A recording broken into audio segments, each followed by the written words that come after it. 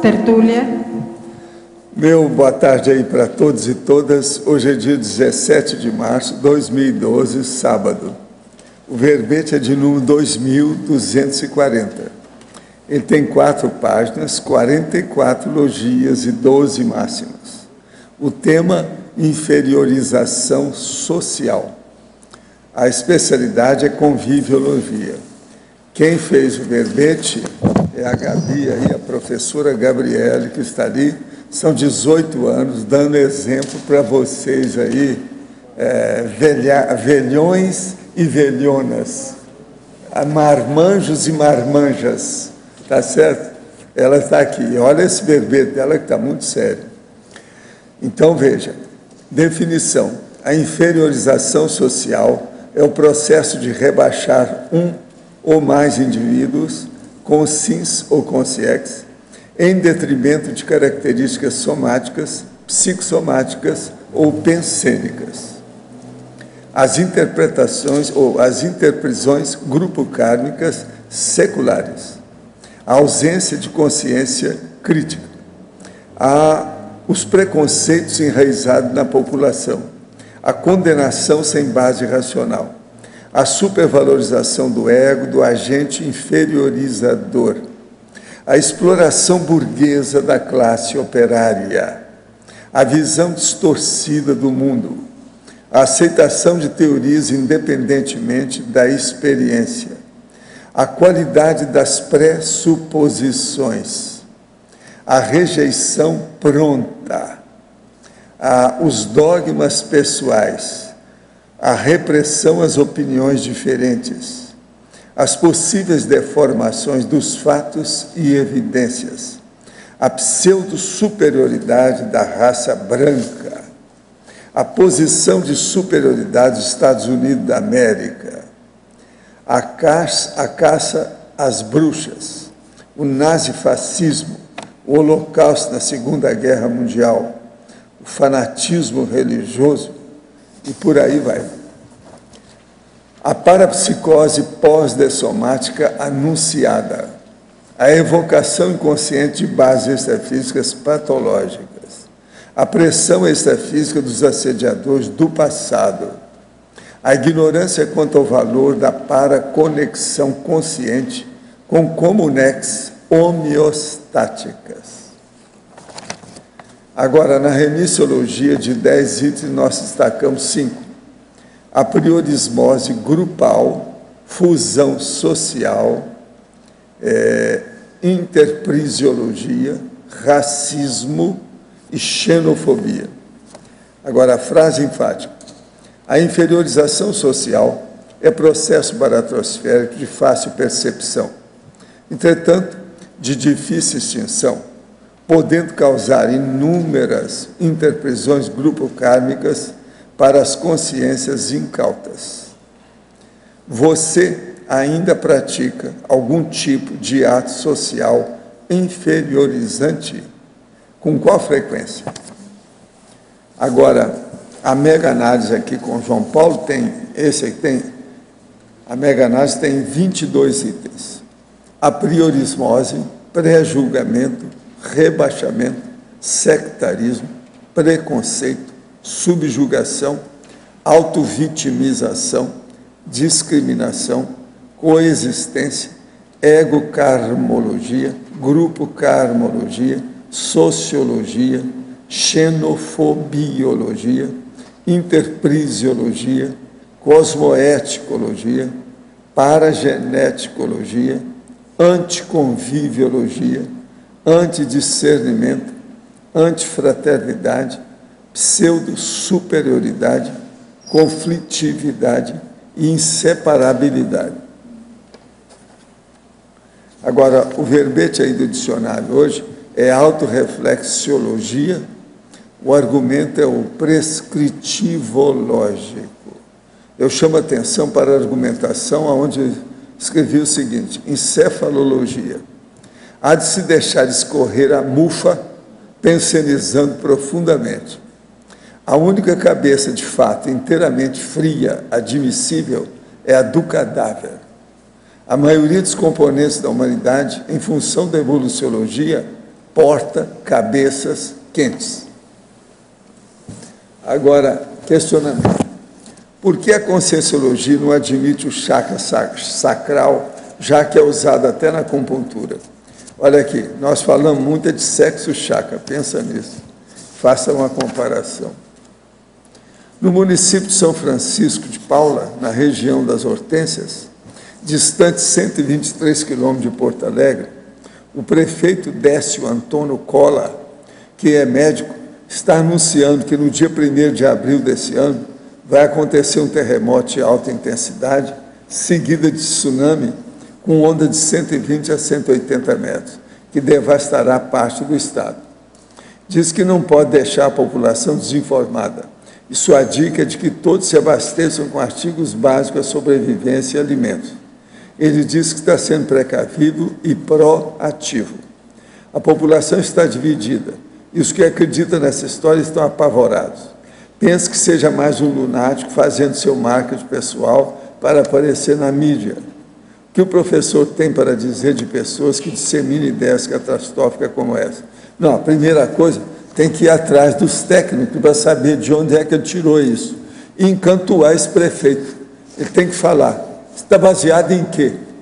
Ele é uma pessoa que tem responsabilidade com a população. A população pode colocá-lo e encantuá-lo. Fala com ele na cara. De onde é que você tirou essas ideias? Olha aí vocês vão ver se o negócio é científico, se tem base racional. Agora, ficar discutindo isso é bobagem. Tem que encantuar o prefeito. Ele tem que falar de onde ele tirou isso.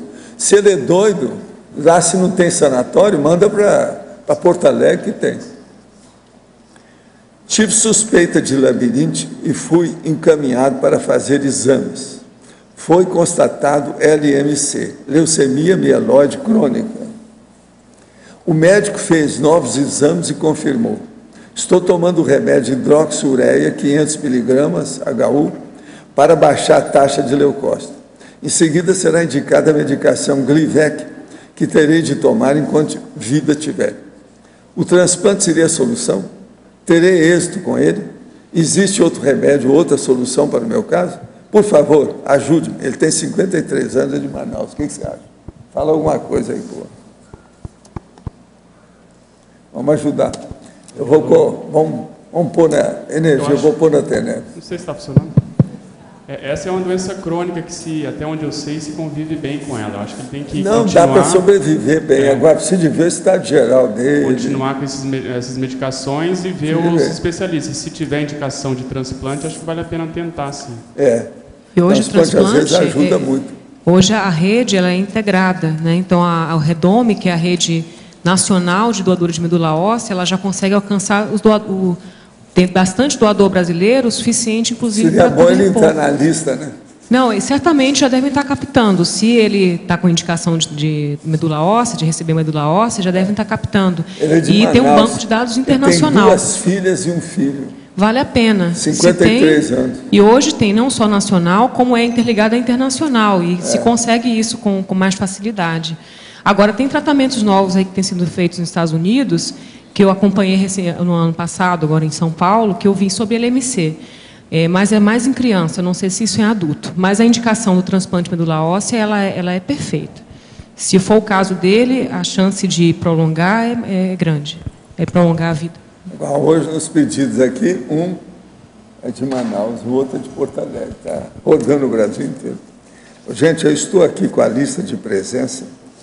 É do acoplamentar que está em desenvolvimento, o tema de para-direito, e tem 37 participantes ao todo. Eu olhei aqui, a situação é séria, muito boa, está saindo bem. Agora, só de monitores são 7, professores são 3, tem 10 pessoas na tripulação. Negócio sério. Agora, chefe, eu tenho uma coisa para você, para te dar aqui. Ó. Você caiu de 4 hoje. Tem 46 alunos. Não. 46. Pelo seguinte, eu fiz o cálculo, está tudo repetido.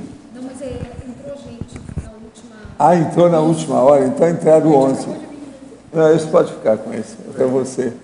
Você reconhece? Eu suspeitei, mas... Essa desculpa aqui, coisa de carioca.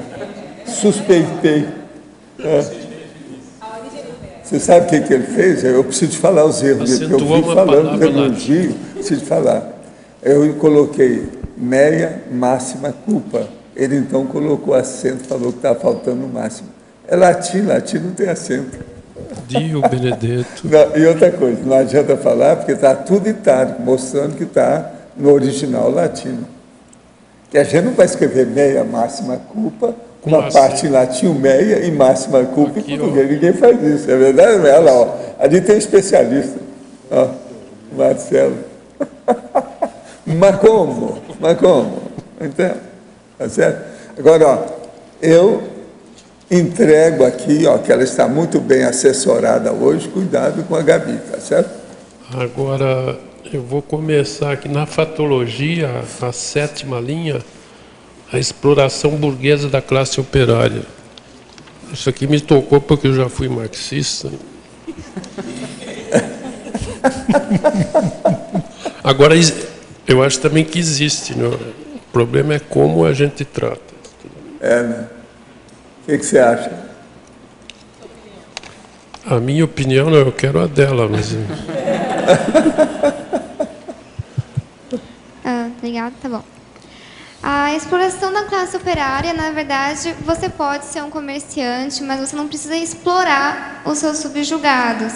No sentido de que você não precisa fazer ele trabalhar excessivamente para, como por exemplo, a lei da mais-valia, né, que Marx fala também. Necessariamente você não precisa fazer isso com os seus empregados, mas a inferiorização social, ela está no momento em que você vê o seu empregado como realmente um empregado inferior a você. Você não vê ele como um ser humano. Essa é a grande questão da inferiorização social. É você não olhar para o outro como um ser humano, mas sim como uma classe. Tá, ok. Agora, a 4ª linha da fatologia, de baixo para cima, a pseudo-superioridade da raça branca.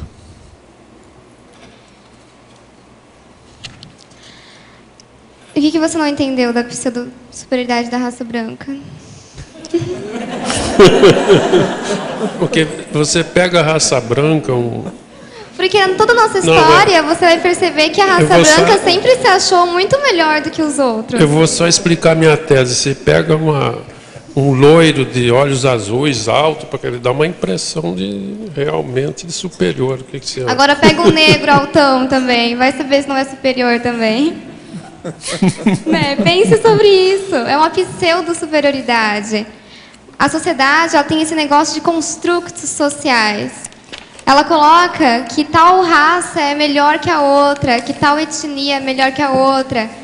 Isso a gente tem que parar e pensar, será que realmente é assim? Será que realmente isso é verdade? Até que ponto será que nossos construtos são realmente verdade? Ou até que ponto que eles foram construídos pela essa sociedade opressora que nós vivemos? Devemos parar para pensar nisso. Essa questão da pseudo-superioridade da raça branca nada mais é do que um construto criado. Mas só o seguinte, dentro das bases da conscienciologia, como que você refutaria isso? Né? Historicamente também.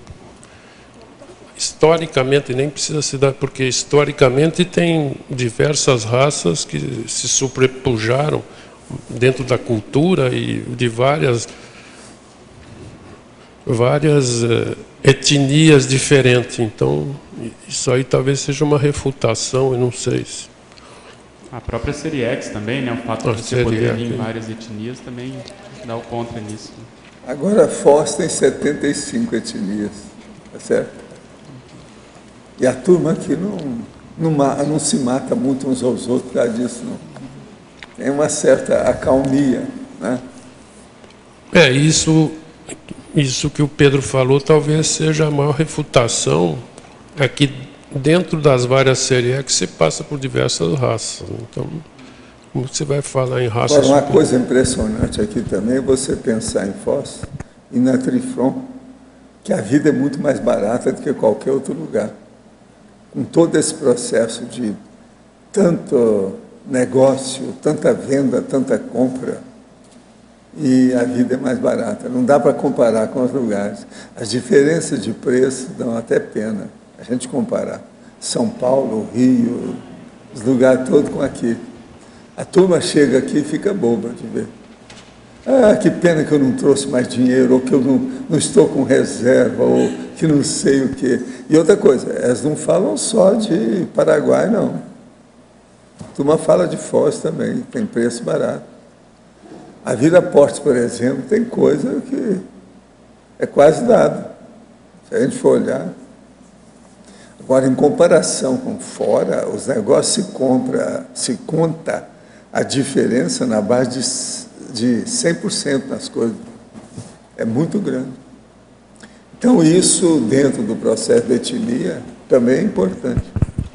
A paz se faz com preço baixo. Você está entendendo? É um negócio sério isso.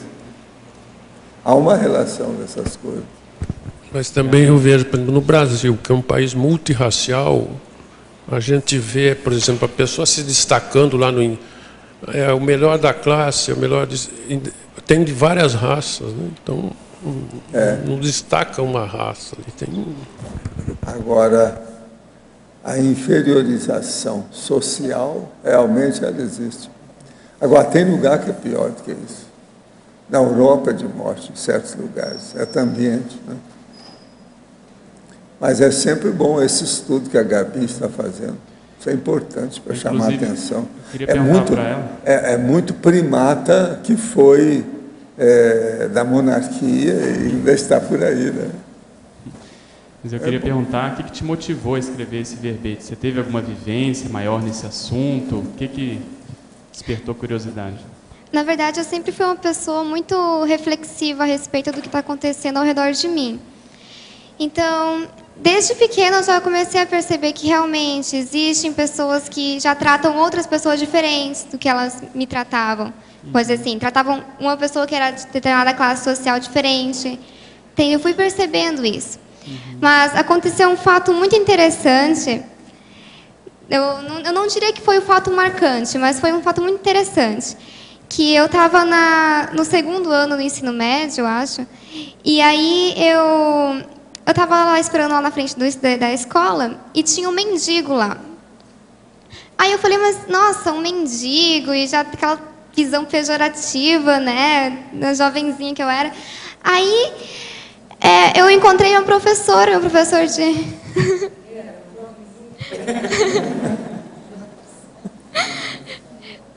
Eu encontrei meu professor de sociologia, ele é professor de sociologia e filosofia também. E ele começou a conversar com o mendigo. Eu achei o fim. Eu falei, mas como é que pode? Ele está conversando com o mendigo. Aí eu peguei e esperei, né, eles terminarem. Aí eu fui falar com esse professor. Professor, por que você foi conversar com ele? Porque, pelo que eu sabia, ninguém nunca conversava, né? Tudo uma coisa assim, vamos se afastar dele, todas minhas amigas, ninguém se sabe. Aí o meu professor falou assim, não, porque sabia que ele é formado em geografia? E você sabia que ele tem a visão política, que ele sabe muito mais do que muita gente que eu conheço? E que, infelizmente, ele se envolveu com drogas. Por isso que ele estava naquela situação. A partir daquele momento, eu comecei a olhar para as pessoas todas como seres humanos. Essa é a grande chave, você olhar o indivíduo como um ser humano, não como uma visão pejorativa mais. Como é que era a apresentação do mendigo? A roupa, a cara, ele estava sujo, maltrapilho, né? Ele era branco? Sim. Estava despenteado? Estava. Quer dizer, bem toxicômano, né? Agora, outra coisa aqui, Gabi, na página 22, segunda linha aí da principiologia, você pode comentar mais sobre esse princípio do autocomodismo, por favor? Então tá. É que assim, a gente se acomoda muito nesses construtos sociais.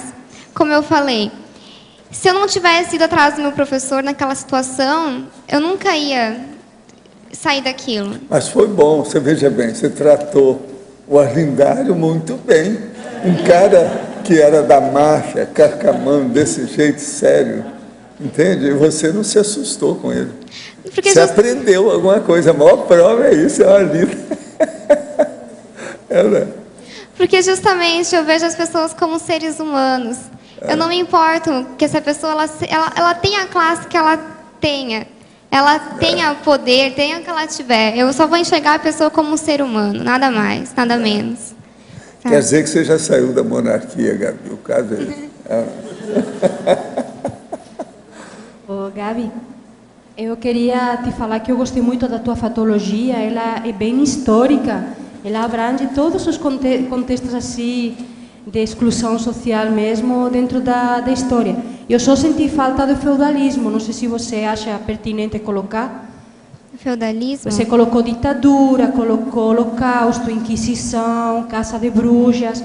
E o feudalismo é quizá um dos contextos históricos onde a pessoa nascia pobre e moria pobre mesmo, né? Sim, mas eu achei interessante colocar eventos marcantes do feudalismo. Porque se eu colocasse o feudalismo ia abranger muita coisa. Eu quis focar mais assim naqueles, sabe, naqueles acontecimentos que você bate o olho e já sabe o que é, né?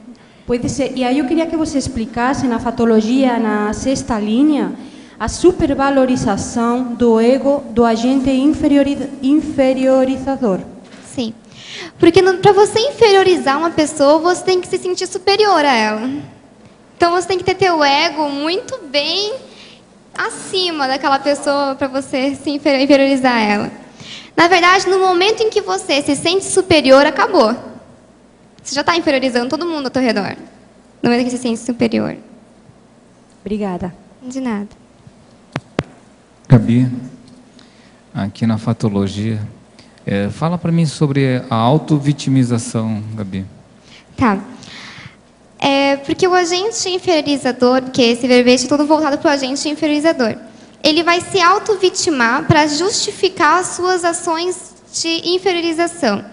Por exemplo,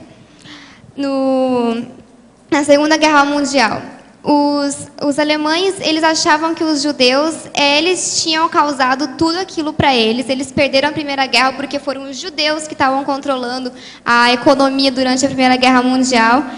E então, eles justificaram todos os seus atos de inferiorização nessa questão da autovitimização.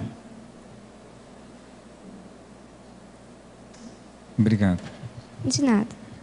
Gabriele, aqui na página 22, na ciclologia, você pode falar mais aqui na 2ª linha? Ciclologia. O ciclo dos enganos não corrigidos a tempo. Quando vamos supor, grupalmente ou quando é individualmente? Pode falar dos dois, assim?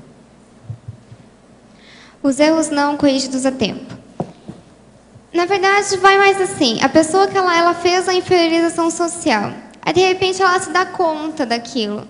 Mas nem sempre ela vai poder se retratar com a pessoa, né? Às vezes também a coisa é tão grande que não vai ser em uma vida que ela vai conseguir se retratar com aquela pessoa. Mas eu sempre vejo que a inferiorização social, como eu já falou, é um processo social. Ela nunca vai acontecer individual. Não vai ser só eu. Eu tenho todos os meus construtos que foram construídos em sociedade, né? Não sei se... Gabriele, quero que você comente para mim, né? Enumerologia é o último. As zonas de conforto, penúltimo. Intragrupos. Sim. Fala para mim. É assim, você está naquele grupo, por exemplo, um grupo de amiguinhas, umas amiguinhas, que todo mundo inferioriza.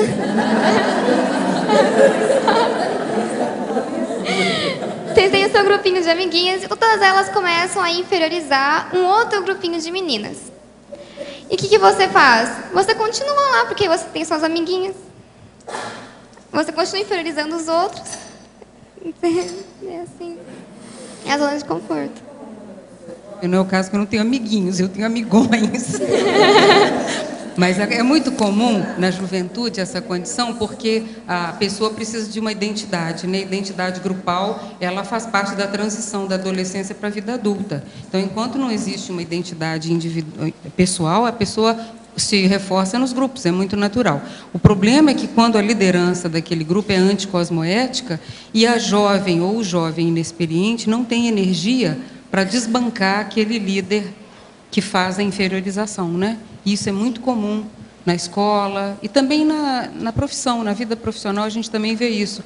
Um bando se reúne dentro de uma empresa, forma aquele grupelho e que inferioriza outros colegas e quem é do grupo geralmente é uma personalidade pusilânime e às vezes o próprio líder é uma personalidade pusilânime. Quando ele encontra alguém mais forte, ele banca, né? Então essa condição é interessante. Eu ia te sugerir também na interdisciplinologia a paradireitologia, que é inclusive está sendo a temática desse complementário agora, porque a paradireitologia ela acaba com qualquer possibilidade de inferiorização, por causa da equanimidade, né? Então, é uma ideia, é uma sugestão, eu sei que já tem muitos aqui, mas em algum momento sugeriu para direito como uma forma de equilíbrio, de equanimidade, né? Vou te dar os parabéns pelo verbete também. Obrigada. Gabriela, Rosa aqui. Na fatologia, na página 21, sexta linha de cima para baixo, o item catequização dos indígenas. Eu gostaria que você pudesse assim, explanar um pouquinho sobre o ponto de vista da superioridade racial dos espanhóis e os portugueses. Como você vê esse processo de catequização do indígena? É uma falta de respeito, na verdade, com o indivíduo. Só porque o indivíduo tem uma crença diferente da sua, você já quer impor a sua crença. Isso, na verdade, a gente não vê só na catequização dos indígenas. A gente vê, hoje em dia, na verdade, isso continua acontecendo, mas a questão da catequização dos indígenas ficou assim, mais marcante na história, para a gente ver esse processo de como é que o ser humano ele consegue ser capaz de não aceitar o diferente, não deixar o diferente em paz. Ele faz questão de ir lá até o diferente, de tentar, como que fez, inferiorizou essa população indígena, modificou toda a cultura deles, porque eles achavam que a cultura deles era inferior à que os espanhóis, né, nesse caso, eles tinham. Não só os espanhóis, teve muito... Os portugueses, os americanos também, quando eles mataram os indígenas, tudo porque eles achavam que eram inferiores. Obrigada. Eu gostaria ainda de perguntar mais uma, duas, três, quatro. Acho que é a oitava linha, é onde você fala sobre a rejeição pronta. Quais as hipóteses, do ponto de vista multidimensional, você acha, quando você começou a pesquisar sobre esse item, que possa levar o homem a já ter uma rejeição pronta ao outro?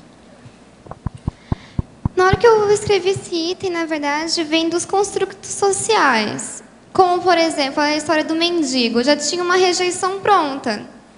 Porque nós construímos na nossa cabeça, por meio da nossa sociedade, essas rejeições já prontas, esses estereótipos já. Tal pessoa, porque ela é assim, então ela é assim, assim, assado. Por exemplo, eu tenho uma amiga minha que ela é bem polaca, né, entre aspas. Então você já pensa assim, a pessoa ela vai falar desse jeito, ela vai agir dessa forma, mas não. Nem sempre é assim. Então a gente também tem uma rejeição pronta com aquilo que é diferente também. Aquilo que é diferente, já tratamos aquilo de forma diferente. Você fala, então, do ponto de vista nesta existência intrafísica. E você acha que quando, por exemplo, uma criança, você vê casos de criança de 2, 3 anos, já dentro da própria escola, ela já proceder dessa forma com o outro.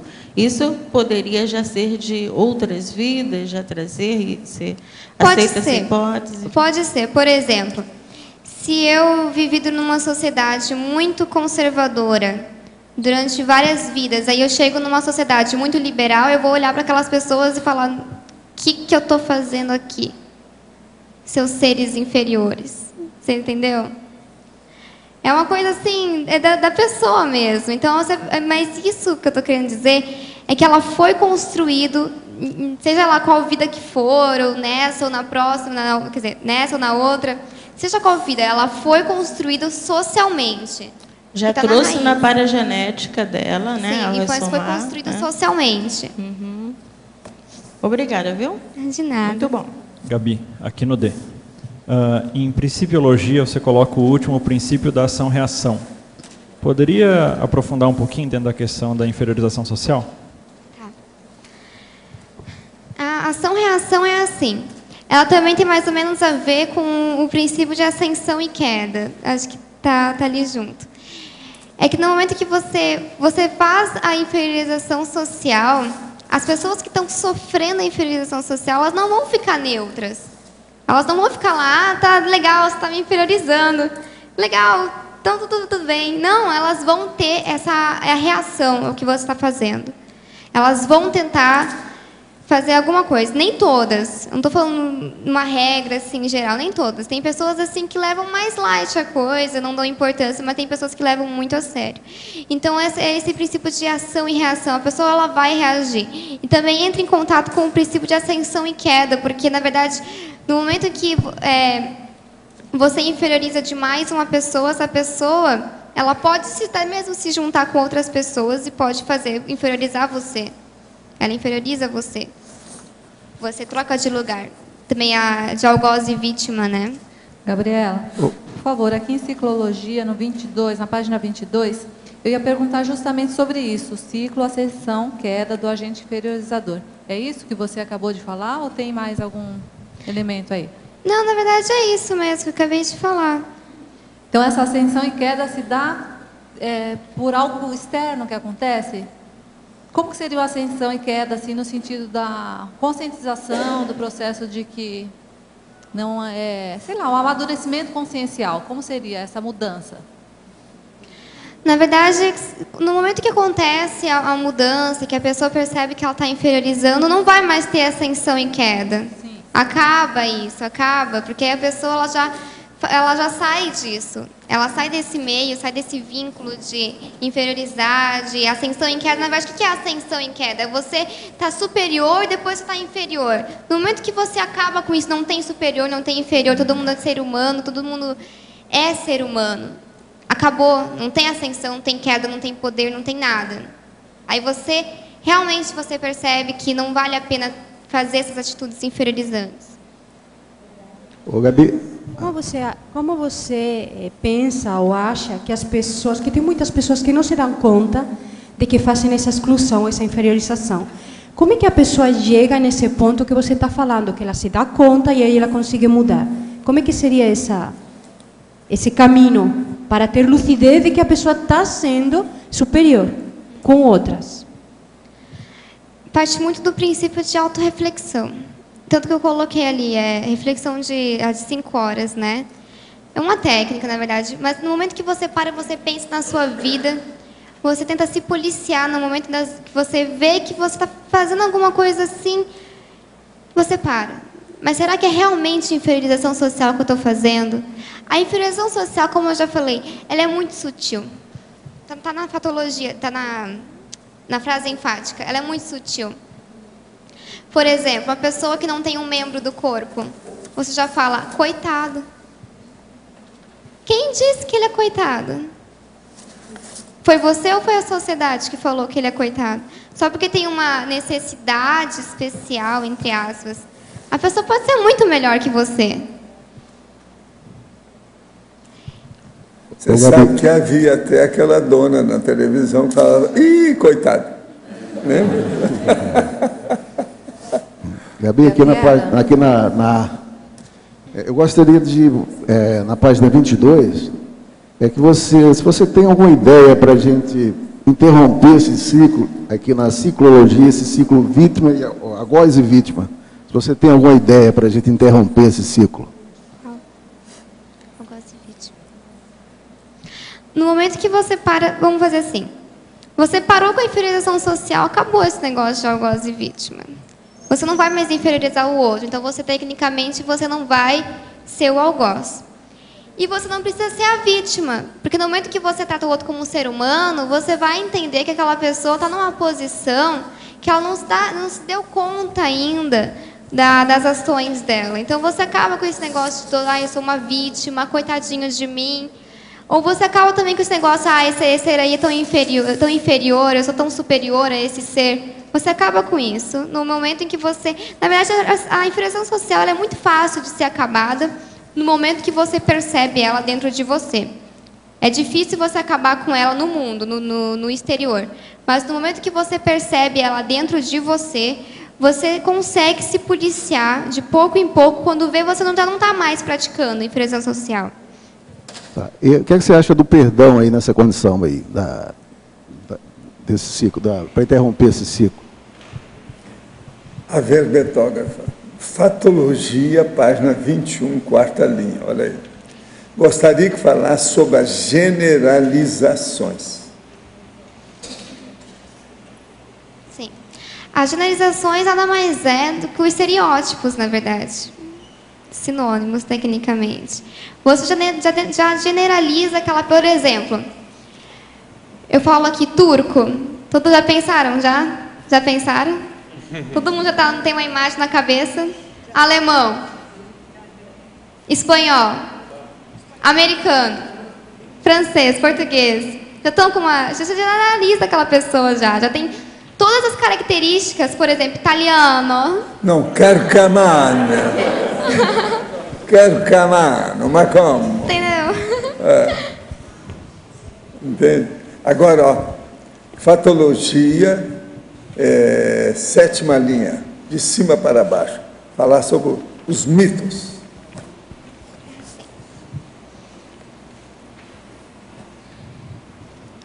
Os mitos na inferiorização social, na verdade, é que para você inferiorizar uma pessoa, você tem que ser uma pessoa bem bitolada mesmo. E os mitos realmente sinônimo, para mim, é sinônimo de bitolação. Porque no momento que você acredita no mito, você perde a razão, você para de pensar por você mesmo. Então, por isso eu coloquei ali os mitos, né, como patologia.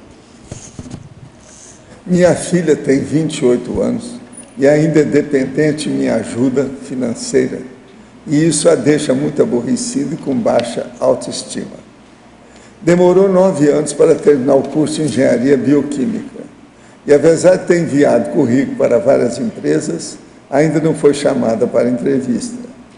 Ela já fez tratamento do toque e tem a impressão que em vida passada prejudicou muitas vidas errando na fórmula de medicamentos. Ela tem vontade de trabalhar em indústria farmacêutica e, ao mesmo tempo, parece que tranca as oportunidades de trabalho por causa desse medo de errar de novo. Isso faz sentido para o senhor? Poderia colocar o nome dela na TENEPS? Nós vamos colocar. Agora, veja, ela deve insistir para seguir a carreira dela e ver o que ela faz. Engenharia bioquímica tem muito ambiente para isso, muita gente atrás. Ela deve insistir. Na TENEPS, podemos alterar o local da casa para fazer a TENEPS ou tem que ser executada sempre na mesma sala? Não, quando mudar, você fica. Agora, não fica saltando todo dia de um lugar para outro. Arranja um lugar fixo. E outra coisa, qualquer coisa nesse sentido, é bom escutar as inspirações do amparador de função da TENEPS. Agora, arranje uma coisa que você possa, um local, uma peça, um cômodo, que você possa fazer sempre ali.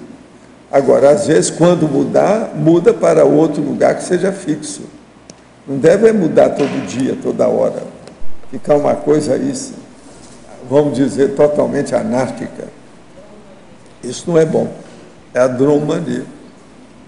Gabriela, você pode, por favor, falar um pouquinho sobre o binômio patológico, neofobia, decidofobia?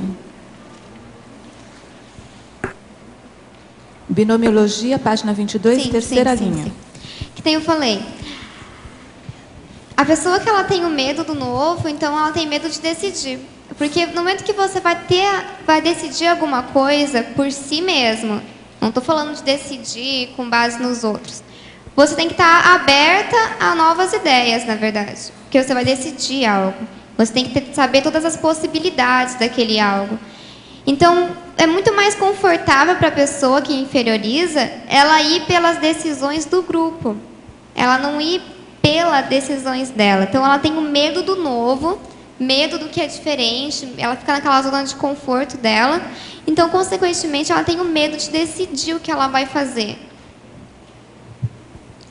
Gabriela, ali no 24, na página 24, frase enfática.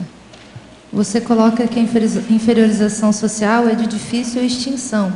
Você poderia, sim, colocar algumas coisas que você pesquisou no sentido de traços pessoais que vão manter essa inferiorização social? Não sei se você viu alguma coisa nesse sentido. A de difícil extinção, eu não estou me referindo à difícil extinção dentro de mim, a mim mesma. Estou referindo à difícil extinção do grupo. Porque é uma coisa você mudar você mesmo, outra coisa é você querer mudar o grupo que você está inserido. Então, no momento que você começa a olhar diferente para aquele grupo que você está inserido, é muito difícil você modificar aquele grupo. É muito difícil. Porque eles têm toda uma monoideia, uma coisa já pré-estabelecida, e você vai querer modificar aquilo, eles não vão te aceitar e vão começar a te inferiorizar também. Então, ela é muito difícil de você extinguir. Mas ela é fácil de perceber, como eu botei ali. Você percebe ela em você e na sociedade. Gabi, aqui no B, na fatologia, antepenúltima linha, você fala sobre a necessidade cosmoética de ver e ouvir para não pré-julgar, né? Eu queria te perguntar, né, porque a gente também não pode ir para a inocência das coisas, né? Então, você comentou do mendigo e tal. Minha pergunta é assim, você está andando na rua, está sozinha, vem uma pessoa do outro lado, você não ouviu, mas você não pode ser inocente, né? Então, se você percebe, você acha que isso é uma inferiorização social, você fugir dessa pessoa, desviar, cruzar para o outro lado da rua, ou dar meia volta e voltar? Qual que é a sua opinião? Você deve ter todo o cuidado na sociedade que nós temos, na verdade. Inferiorizar no sentido de que você, por exemplo, o mendigo que eu falei, eu vi ele com o meu professor, né? Então, por isso que eu fui perguntar para o meu professor e coisa e tal. Mas também nós temos que ter o nosso cuidado. Às vezes, eu não estou falando que os construtos sociais eles estejam sempre errados. Na verdade, eles têm uma função, né? Quem já estudou do Erich Fromm, você vê que os construtos sociais eles têm a função de nos prever de situações ruins. Por exemplo, se você vê uma pessoa de tal forma, claro que você vai ficar meio assim, mas você não precisa praticar a inferiorização social. Você não precisa praticar. Não sei se você conseguiu entender. Não, entendi. É a postura que você vai ter perante a situação. E não... Tem situações. Por exemplo, tem situações que a pessoa está passando, você vê que a pessoa está meio mal, coisa e tal, assim, por mais que ela aparente não ser boa, na verdade. Você pode tentar ver o que a pessoa está precisando. Mas se você vê que a pessoa já está com aquele holopensene mais negativo, aí você parte também para a área parapsíquica. Você entende? Vai jogando energia na pessoa para você realmente ver o que tem naquela consciência. Para você saber se aquela consciência ela realmente é. Porque tem pessoas que são as pessoas muito bonitas, que se vestem bem, mas que tem um holopensene que você não diria que aquela pessoa é daquele jeito que ela é. Então, no momento que você joga energia, que você faz trabalho de energia, que você percebe esse holopensene daquela pessoa, você já começa a perceber que tipo de pessoa que ela realmente é. Essa é uma técnica. Sim, eu queria também perguntar dentro disso o que você pensa da escala evolutiva dentro desse processo de inferiorização, né? Então, a gente vê uma notícia, tal fulano roubou, não sei, daí, é com os réus. Isso é uma inferiorização, na tua opinião? Você não pode, com os réus, é isso, aquilo, outro. Não, é um ser humano também. Eu prego muito isso, negócio de é um ser humano. Você tem que entender que cada pessoa, eu não me preocupo que a pessoa ela pode ser da classe evolutiva que ela for. Eu vou tratar ela igual como se eu estivesse tratando um serenão. Gabi, é sobre essa mesma linha de raciocínio, a questão da hierarquia evolutiva. Existe uma hierarquia em tudo. Então, a evolução é hierarquizada. Existe uma seleção natural, existe uma condição que põe o nível de cosmoética de uma consciência acima da outra. Então, eu ouvi o professor Valdo dizer, e eu anotei isso e tem muito tempo, a questão da abordagem do outro, como é que ele se posicionava. Ele respondeu assim, mais ou menos desse jeito: se necessário, inferior; se possível, igual; se inevitável, superior. Então, você vê que tem uma relação aí de uma sutileza cosmoética muito grande nessa abordagem, que a gente pode ampliar os conceitos que você está trazendo para esse conceito, porque tem um doente evolutivo, um mega assediador, que você vai ter que se colocar superior perante ele, sim, porque senão ele te engole. Você vai se botar moralmente. É consciencialmente que eu estou dizendo, não vai então, se botar... cosmoeticamente. Então, sair do intrafísico, porque no intrafísico, às vezes, fica simples a gente explicar certos conceitos. O problema é quando entra a multidimensionalidade na questão. E aqui entra... Então, você vê, numa abordagem assistencial, inferior, igual ou superior. Depende da condição e do que vai ser o melhor para o outro. E outra Eu queria coisa, que ele comentasse. O timbre da voz, às vezes, deve mudar, intencionalmente. Assim. Não o timbre, para mostrar mais força presencial. Às vezes é necessário. Mas a inferiorização social que eu estou me referindo é aquela inferiorização em que você realmente vê o outro como uma escória. Mas essa inferiorização é errada, mas no momento que você vai quando isso acontece, é muito óbvio e é fácil de apontar. Sim, no extrafísico também dá para ver isso. Você não precisa... Só que a pessoa... Eu já fiz muita assistência no extrafísico. Então, você não precisa olhar para aquela pessoa que, ai, coitado, tá daquele jeito, né? Ai, eu sou uma pessoa tão boa. Não. Você vai assim, ele está precisando de ajuda. Não vou precisar me colocar em posição superior ou inferior. Eu vou lá e eu vou tentar ajudar aquela pessoa. Você, branquinha, do jeito que você é, você sofreu bullying lá na escola? O povo contra você? Os alunos, os colegas? Não, é o tal negócio. Bullying, hoje está na moda, né? Situação. Fazem pressão em cima dos colegas, de todo jeito e tal. Eles querem transformar os colegas em João Boba, né? E Joana Boba, jogar de um lado para o outro. Isso aí é um problema. Você nunca passou por isso? Eu sempre fui um pouco diferente dos outros jovens, né?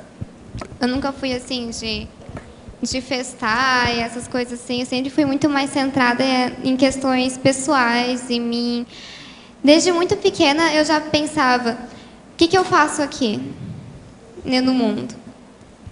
O que eu posso fazer para me melhorar? Desde desde quando eu me entendo, dos primórdios que eu me lembro de pensar, eu lembro que eu pensava em questões assim. Então, consequentemente, eu me afastava dos outros. Mas não porque eu me achava superior. Eu achava que aquilo não era para mim. Meus interesses eram outros. Tá certo. É o caminho, você aprendeu. Por isso que você redigiu o verbete, né? Gabi, aqui no B, o que você acha agora todo desse movimento contra o bullying que tem existido hoje em dia, inclusive na criação de séries, por exemplo, como o Glee, que fala justamente, aborda esses assuntos de bullying nas escolas, de preconceito contra deficientes físicos, negros, pessoas acima do peso, enfim, que abordam esses vários tipos de preconceito. Você acha que adianta, que tem dado resultado? Qual é a sua opinião? Eu acho assim, eu já vi muitos trabalhos, até mesmo na minha escola, de essas questões de bullying, e realmente eu não vi nenhum dar certo na minha escola. Eu vi de tudo. O que eu fazia quando eu via que eu sempre... Eu estava no terceirão, eu acho, que aí no terceirão você começa a ter um patamar assim, você tem mais liberal, você já consegue sair da sala e tal. E eu conseguia ver os outros alunos, né? Aí eu via situações de bullying mesmo acontecendo nas outras salas, com as outras classes, nas outras classes menores. O que eu fazia? Eu ia lá e conversava com a pessoa que estava sofrendo o bullying. E eu falava para ela, olha, você não precisa se sentir inferior aos outros. Olha para eles como pessoas também. Você vai perceber que aquilo que eles estão fazendo porque eles não sabem quem você é. Eles não te conhecem realmente. E para você sair do bullying, na verdade, o bullying ele sempre vai acontecer. tanto para crianças, tanto para gente mais velha. O bullying acontece no momento que você começa a olhar para o outro de um olhar diferente. Você está fazendo um bullying inconsciente com aquela pessoa. Você tem essa visão pejorativa daquela pessoa. O que a gente deve fazer é tratar a pessoa que está sofrendo isso, para ela não ser o algoz depois também. Gabriele, você, dentro dessa linha de pensamento, o que você acha, por exemplo, dessa condição que você falou da auto-inferiorização? Porque você tem a hetero-inferiorização quando você... E a pessoa que ela se sente inferior sobre os outros. Como é que você acha que, por exemplo, uma pessoa devia se comportar nesses casos de bullying, por exemplo? Como eu falei, ela deve se sentir que os outros também são seres humanos, assim como ela. Porque no momento que você enxerga o outro como um ser humano, você entende que o outro tem dificuldades, assim como você também tem as suas dificuldades. Para você sair da questão do bullying, ela é muito complicada, porque, na verdade, existem bullyings e bullyings, né? Tem muitos bullying, nenhum bullying é igual ao outro, se você for realmente analisar. Mas você deve perceber que a pessoa, no momento em que ela se sente capaz de fazer alguma coisa, sabe? Que ela vê aquilo que os outros estão fazendo com ela vê aquilo, mas ela não dá valor. É justamente essa questão, não dá valor porque os outros estão falando para você. Você não se importar. Porque eles não estão bem. São seres humanos que não estão bem. Esses que fazem isso com os outros. Eles não se deram conta de que você também é um ser humano. Eles não deram conta. Eles não estão olhando para você como um ser humano. Professor, aqui no ar. Eu vou fugir um pouquinho do tema. Hoje pela manhã, lá no Holociclo, fazendo fichamento de uma matéria de parafenômeno, e é uma matéria antiga, de 75, mas eu nunca ouvi o senhor falar. É sobre a múmia lá do museu. Sobre o quê? A múmia de mulher, no Museu do Rio. E aí tem um trecho aqui da matéria assim... Lá é mal assistido aquele ambiente. Eu já estive estudando lá. Se for a mesma a múmia que eu vi. Porque é justamente isso que eu ia perguntar ao senhor. O ambiente lá é pesadíssimo. Eu vou ler só um pedacinho. A maioria dos sensíveis afirma que ao tocar a múmia, perde as emoções e a sensação de peso fixo. Sentem-se em seguida transportados para um lugar de paisagem mais ou menos abstrata, quase sempre silencioso e distante. O problema é que lá é o seguinte, é tipo assombramento, poltergeist. O ambiente não é bom. Sabe? Eu estive lá faz muitos anos. Sabe como é que é? Era desse jeito. Parece que eles não mudaram. A múmia parece que é a mesma. Eles quiseram até fazer um estudo da múmia, não sei se chegaram a fazer. Eu não segui isso. Na matéria, eles iam começar o estudo, mas eles interromperam, porque estavam gerando muita visitação com outro sentido. Mas as pessoas que tocaram na múmia, elas tiveram quase todas as mesmas reações, e elas ficavam paralisadas por uns 10 minutos. Eu tentei julgar energia para limpar, mas cheguei à conclusão que lá precisava trabalhar assim em seguida, alguns meses, até o negócio melhorar. Então eu desisti e caí fora. Nunca mais apareci lá. Tem gente que mexe com os museus, que de vez em quando está aqui, da administração até dos museus, você sabe, nosso amigo que vem aqui. Tem um deles. Se ele chegar aí, eu vou te apresentar para você conversar com ele, para saber como é que está. Ele deve dar alguma informação da múmia, né? Deve ter alguma... porque essa matéria é bem antiga, de 75, né? Só para saber o que se passa atualmente. Eu estou por fora, não tenho encontrado com a múmia ultimamente. Tá bom, então, obrigado.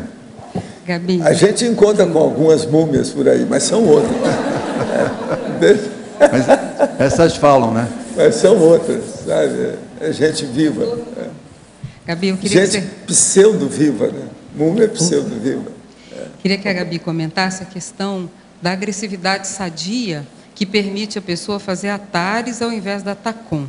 E que o pacifismo, ele pode ser extremamente veemente, forte, em alto nível, e ele não ter um conteúdo negativo, muito menos brutal. Ele pode ser, aparentemente, ele é histriônico, porque faz o efeito, ele é teatral. Ele faz o efeito desejado na consciência que só entende aquela linguagem. É uma linguagem agressiva. Vou te dar um exemplo prático. Na França, quando as pessoas têm o hábito de tratar os outros muito mal, já é um hábito multissecular, isso não vai mudar. Então, a pessoa rosna, vai rosnando, você pede. Eu gostaria, por gentileza, você poderia anotar tal coisa? Daqui a pouco você fala num segundo tom ainda mais suave. Ela rosna mais alto. Então, se você não rosnar, ela não para, é igual a criança, que se você não der o tranco, ela não tem parâmetro para parar. E ela se transforma de uma hora para outra. Então, eu tive até que avisar para a pessoa que estava comigo, olha, eu vou ficar muito brava, não se assuste. Ela falou, claro, o que a senhora precisa? Me dá aqui o papel que eu vou assinar agora. Ele falou, mas como é que você fez isso? Eu falei assim, uma técnica de francês. Você grita mais alto. Aqui. A técnica francesa é essa. Na França não tem cultura, tem cultura. Eles são muito estudos. Eu sempre falei isso. Muito estudos. Então, uma agressividade estudada e positiva, ela é extremamente saudável, até para você assistir aquela pessoa que parece que ele é o leão, mas não é, ele é o ratinho, o leão é você. Então, como é que você vê essa aparente inversão dentro desse contexto que você aborda? Você pode fazer essa agressividade positiva, contanto que você não tenha aquela sensação de que você está inferiorizando a pessoa. Você pode fazer. Sim. Você dá aquele... Por exemplo, um exemplo muito engraçado. Eu tô com uma cachorrinha, né? A Bela, de 3 meses. Ela é brava, ela late. Enquanto eu não lato de volta, ela fica latindo. Você entendeu? Eu boto ela no lugar e falo assim... Fica quieta! Ela para. Você precisa daquele... Mas você não precisa se sentir superior. Ó, ficar quieta. Aí, senão eu vou matar você. Não, você não precisa se sentir pisoteado, entendeu? Com relações com pessoas também, você não precisa humilhar a pessoa. Você pode ter essa agressividade, contanto que você não humilhe. Existe um outro fator também interessante, já que você usou esse exemplo do cachorro. Por exemplo, na França, todo mundo gosta muito de ter cachorro, mas é porque o cachorro não fala. Então, eles conseguem gritar, botar o dia inteirinho, e o cachorro vai lá, faz tudo que eles querem. Então, não tem o troco, você entendeu? Então, aparentemente, é um grande amor pelos animais, mas não é. É ter um subalterno que está inferiorizado e que eles podem mandar fazer e acontecer e que não vai ter resposta do outro lado. É um outro aspecto social para a gente entender também. Gabriela e Malo, quando a gente fala de educação infantil, tem uma coisa muito delicada que é se colocar como uma autoridade diante da criança, quando muitas vezes a criança tem até maior sabedoria no momento do que a gente.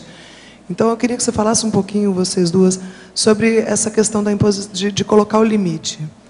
A diferença de impor e de oferecer limitações na educação infantil. Então, tá. É que assim, depende tudo da forma que você vai fazer isso. Você tem diversas formas de dizer para a criança que a criança ela tem... Na verdade, é que eu fico pensando, eu penso muito rápido, peraí. É você colocar a responsabilidade para a criança. Na hora que você põe a responsabilidade para a criança, ela vai começar a perceber que certas atitudes é errado. Por exemplo, o aluno. Não sei se você é professora ou não. No momento que você... Atriz... Ah, tá. Alô? Não, eu não sou professora, mas eu sou mãe. Desculpa. Eu não sabia, não assisto TV. É que assim, no momento que você... Para uma criança, você tem que botar responsabilidade para a criança. A criança ela vai perceber tudo que você pode dizer para ela, mas no momento que ela tem a responsabilidade, ela vai refletir sobre aquilo de uma forma diferente do que uma criança que é uma criança irresponsável. Não sei se você conseguiu entender. E na forma dessa agressividade com a criança, de falar para a criança essa questão de se sentir superior à criança, é óbvio que você vai ser superior no sentido que você tem mais conhecimento de vida do que daquele indivíduo. Aquele indivíduo é imaturo, mas não por escolha dele. Ele é imaturo porque ele é uma criança. Tá. Na verdade, eu estava querendo falar entre esse limite sutil, que é você respeitar a criança e, ainda assim, porque você falou de responsabilidade, mas com uma criança de 2 anos, 1 ano, não existe esse conceito ainda. A criança não entende a responsabilidade e muitas vezes ela se coloca em perigo. Não, você pode dar responsabilidade para ela no sentido assim, você vai arrumar os seus brinquedos. Isso é um tipo de responsabilidade que você pode dar. Eu estudei psicologia infantil ano passado e alguma coisa que você pode fazer com as crianças, né, que é bem legal, a criança ela organizar as coisas dela, você elogiar ela, olha que bonito que você fez, você deixou tudo organizadinho. Interessante que isso ajuda também a criança na área profissional dela também. Mas eu estou falando de outra coisa. Quando você falou, por exemplo, de mudar o tom, de quando você está tentando mostrar para o seu cachorrinho que existe ali um limite, que tem uma hora que ele precisa prestar atenção no que você está dizendo.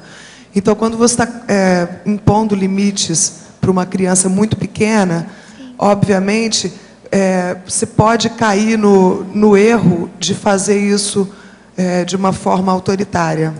Ou não. Entendeu? Qual é a diferença e qual é a possibilidade que a gente deve preferir atuar? De que maneira a gente pode atuar para que esse conceito seja instaurado sem a inferioridade, a inferiorização apenas por estar numa situação de idade menor? A questão realmente da energia que você emprega naquilo. Você pode dizer o que você quiser para uma criança. Você pode dizer para a criança, olha, para de bagunçar. Ou para de bagunçar. Fica quieta. Ou para de bagunçar, fica quieta. Eu não quero que você faça isso. É questão da energia mesmo. Você não precisa se rebaixar, no sentido assim de chegar para a criança e falar, fica quietinho. Ou você não precisa também, sabe? Mas você pode se posicionar para a criança e falar, fica quieto, porque estamos numa situação. Você entende? Olha, não precisa tratar a criança como se ela fosse débil mental. Você precisa tratar a criança como eu falei, ela é um indivíduo. Ela vai entender. O meu cachorro de 3 meses, ela entende. Eu falo para ela, fica aí, porque eu vou sair, eu quero ver você sair depois. Ela tá lá. A gente acha que ela não entende. Criança, se você explicar direito, ela vai entender. Se treinar direitinho. Então... Uma condição que eu acho que ajuda muito é não ter uma labilidade excessiva no trato com a criança. Do nhenhenhê passar para o uou. Você entendeu? A criança é um tom, é um só tom. Agora, ela tem que perceber limite, sim. Inclusive, quando você falar mais sério, mais firme, mais forte, ela vai perceber isso claramente. Outra coisa, prepara a pessoa para ela enfrentar o mundo assim, porque é exatamente dessa forma. Então, nem na base da violência e da agressividade, mas também não na base da inferiorização, é falar tati-bitati com a criança. Você vê aqueles adultos, aqueles marmanjos com a criança na mão, falando, tem tom, tem nhenhen. Você fala, que é isso, gente? Que planeta é esse? Fala direito, pois a criança vai entender tudo que está sendo falado. Então, você pode brincar, pode falar tudo, mas tem uma tonalidade que a criança aprende a reconhecer quando ela está passando dos limites e quando é hora de dar um toque. Então, essa labilidade excessiva que os pais têm, quando eles estão felizes, tratam os filhos assim. Quando eles estão infelizes, tratam os filhos assim. Entendeu? Então, não pensa no outro lado da questão. Como é que o outro está? Qual que é o momento do outro? Então, aí você começa a perceber que esse tom mais equilibrado, é mais natural seu, até da sua zanga, até da sua braveza, seja lá o que for, mas aprende a conhecer e acabar com essa culpa. Nós estamos saindo de uma psicologia completamente furada, que foi a dos anos 70, 80, que devia se deixar as crianças fazerem absolutamente tudo e para não criar trauma, porque tadinha, ela ia ficar traumatizada. Então ela é um monstrinho que a gente vê na rua hoje, é um monstrinho que quebra orelhão. Você entendeu? Esse tipo de coisa. Então, não deu certo. Esse tipo de permissividade não funcionou. Dependendo de onde está inserido culturalmente. Porque nas culturas indígenas, a criança quebra o pote. Ninguém fala nada. Mas só que essa criança vai passar por um período em que ela vai... ela vai ter iniciações. Ela vai passar por iniciações. Né? Ela vai ter quando ela fizer 7 anos, eles vão levar essa criança para um lugar e ele vai ter que passar Existem a noite os sozinho. ritos de passagem. Existem ritos no de passagem. nosso, nós estamos vivendo a seguinte situação. Há filhos que são pais. Eles é que vieram para acabar de criar os pais. Porque os Agora, pais são gente, imaturos. É bom vocês lembrarem o seguinte: existem vários ritos de passagem de acordo com a natureza. Um cachorro, se não tiver o rito de passagem do primeiro ano, bem educado, e falar quieto, não adianta nada. Esse cachorro ninguém vai aguentar, porque ele vai ser o dono da família. Ele vai crescer e achar que é o tal. Pode ser um cachorrinho desse tamanho. E ele acha que é o tirano da família. Não adiantou nada o processo do rito de passagem, se não foi bem feito. A outra coisa, rito de passagem de índio. Não dá para comparar com a pessoa hoje, no século XXI, numa metrópole. Nós temos coisas demais. São realidades demais que assoberbam a criança, que o índio não tem. A natureza é muito mais simples, a situação deles. Agora, conosco, a situação é muito mais difícil. Agora, um pai que não dá o contra, não, isso não precisa estar gritando, não precisa de nada, mas tem que... Às vezes o dedo é muito importante, isso não, entende? É muito importante. Então, eu acho que isso é muito sério. Agora, o primeiro ano é o que é o mais sério. Agora, uma coisa muito interessante, viu? É bom você ver. É o processo do cachorro que chega e ele é adulto. Você sabe, se ele foi educado no primeiro ano ou não. Qualquer cachorro, você tendo um pouquinho de contato, você sabe. Se não educou no primeiro ano, acabou. Ele vai ser o dono, ele vai mandar no dono, na mulher, nos filhos, na casa, vai querer as coisas. Na hora de sair, é ele que grita. O cachorro acha que é o tal, é tirano. Agora, se o cachorro é assim, pensa bem. Por isso que esses filhos, às vezes, cresce aquela criança e fala assim, esse foi mal criado. É o nome que se usa muito no Brasil, mal criado.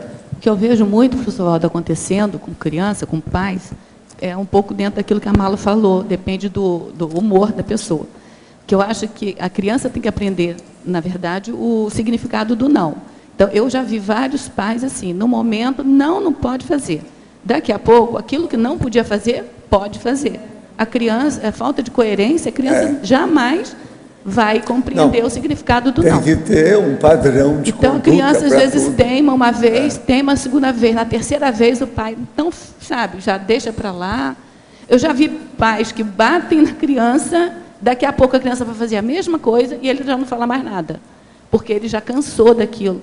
Eu acho que essa coerência dos pais é que eu acho que é importante para a criança aprender o valor do não. Agora, permissividade excessiva, liberalidade excessiva de costumes, isso tudo é um dos erros da sociedade patológica que nós vivemos. Por isso que tem tanto crack, não há mais limite. O povo, isso aí é terrível. Tem que dar um jeito, tem que retornar. Alguma coisa tem que voltar a um padrão anterior, melhor. Porque do jeito que está aí, agora é liberalidade de costume e permissividade de usos excessivos. Essas coisas existem. Agora, eu estou pegando esse gancho que eu estou falando, uma das coisas piores que tem é quando o casal tem os dois extremos, né?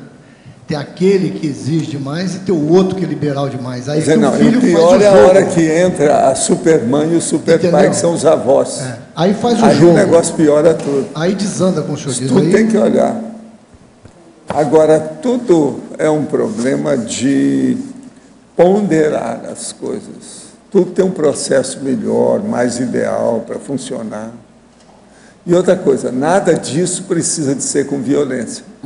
Não se deve bater nunca numa criança. E nem também na mulher, que é aquele negócio. Na mulher não se bate nem com a flor. Pegar uma rosa cheia de espinho e bater nela, não pode. Professor, só para completar um pouquinho antes de você ler aí, essa questão me faz pensar um pouco no tema da Gabi, que é o que vale, eu penso, na criação e na relação com o outro, é não haver necessidade mais, nem o prazer, nem a necessidade do subjugo do outro. Ou seja, a criança, ou seja, outra etnia diferente. Então, aí, a intencionalidade, que é o desenvolvimento do outro, mesmo que eu tenha mais conhecimento, mesmo que moralmente eu também possa contribuir, que isso não sirva como ferramenta de poder e de subjugo. E daí eu acho que a medida a gente acaba acertando, né? Ou alterando a voz, ou falando... Porque a gente pega lá o exemplo do cachorro. Tem gente que não tem poder com mais nada, mas existe a necessidade de exercitar isso, né? E daí vai com o animal. Né? Então, o animal está sempre... Agora, ou na criança, pais que processo batem, de educação brigam. é muito interessante a gente ver uma professora do curso primário ou pré-maternal, alguma coisa nesse sentido. Se observa, se ela grita, não é boa professora. Isso é regra. Se nós, então, colocar isso no geral, você vai começar a entender professor, aluno, escola, meios de educação. Existe essa Então, necessidade nós não de precisamos sobrepor. de gritar com ninguém. Agora, o cachorro já é outra coisa, precisa de mostrar gesto, etc., porque ele entende pouco. E não é bom de português, sabe?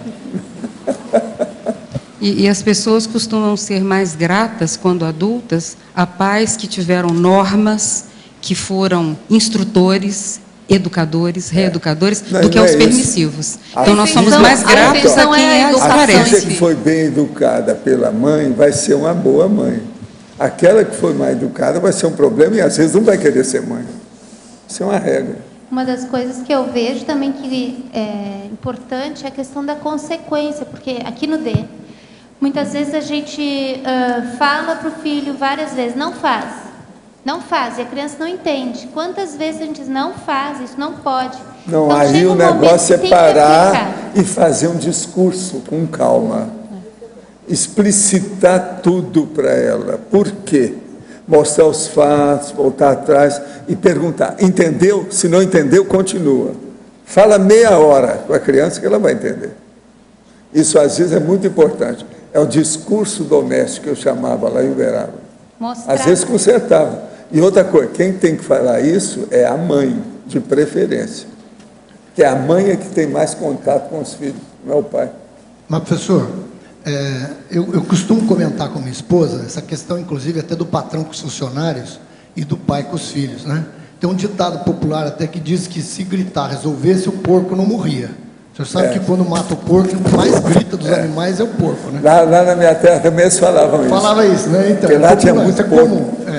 E outra coisa, o grito do porco é horrível na hora que ele está morrendo. É terrível, é terrível. Eu já ouvi. É horrível, uma das coisas... Aí, o que eu comento com ela? Tanto o patrão quanto o pai, o senhor falou que hoje, na nossa época, os filhos têm tantos recursos, a sociedade oferece tanta coisa, é laptop, internet, é videogame. Nós estamos na época da superfartura, então, é um perigo. Estou pegando o gancho dela. O pai ou o patrão, seja lá o que for, ele tem uma série de recursos para que ele possa impor ali uma situação de respeito, de situação. Então, é muito comum, às vezes, a criança não quer fazer a tarefa. Então, você não tem internet.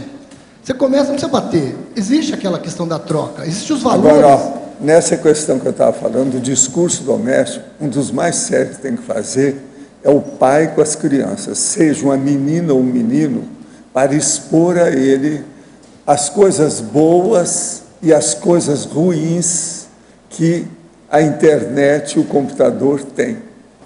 Eu acho que esse discurso deve ser feito, para a pessoa não ficar, a criança não chegar e ficar, você está entendendo, deslumbrada com aquilo e se envolver, que assim ela vai ver os perigos e as coisas positivas. Agora, eu acho que o pai é que deve falar isso com as crianças, sobre computação. Aí entra essa questão... Expor tudo com calma. Completando, entra essa questão que o senhor falou da mãe, que muitas vezes ela entra com a questão da dó, né? Então o pai dá um castigo, seja lá a internet, seja lá o videogame. Não, e aí depois vem a avó, que ainda é pior. É a supermãe, a mãe duas vezes, etc. Aí piora tudo. Muito cuidado com babá e muito cuidado com a babá doméstica séria, que é a vovó. Essas duas podem destruir qualquer criança. Essa é a babá oficial, né, professor? Abrir o olho. Por exemplo, eu acho que certas vovós são piores do que a sogra. Então, isso é bom pensar bem. Por isso que eu pergunto, e a vovozinha, como é que vai? Eu tenho razão. E quando a mãe, a avó, é mãe do pai, porque o pai é o cara que está botando ali. Aí a mãe do pai, aí piora duas vezes. Agora, o caso todo é o seguinte, tudo é uma questão de afeto. Elas não têm má intenção. Agora, a pior coisa que tem é o erro com boa intenção. que é a ignorância dupla. Erra pela ignorância e erra pela ingenuidade. Quer dizer, então, a ignorância ingênua é de vomitar. Ô, Gabriela, queria fazer uma pergunta para você, Gabriela. Como é que é? Se você... É mãe com açúcar, eu sei. E a mãe 2 vezes, que eles também acham. Eu queria fazer uma pergunta para a Mas, Gabriela. o Gabi, olha lá. Se você, eu sei que você fez inferiorização social, mas como o tema está extrapolando, se você chegou a pesquisar alguma coisa com a inferiorização entre irmãos dentro da própria família, a questão do irmão mais velho, que subjuga o caçula, chega a bater, chega a humilhar, chega a fazer um monte de coisa, muitas vezes os pais não estão perto ou acham que isso é bobagem, que isso é brincadeira. Ó, tá minha irmã aqui. Diz aí.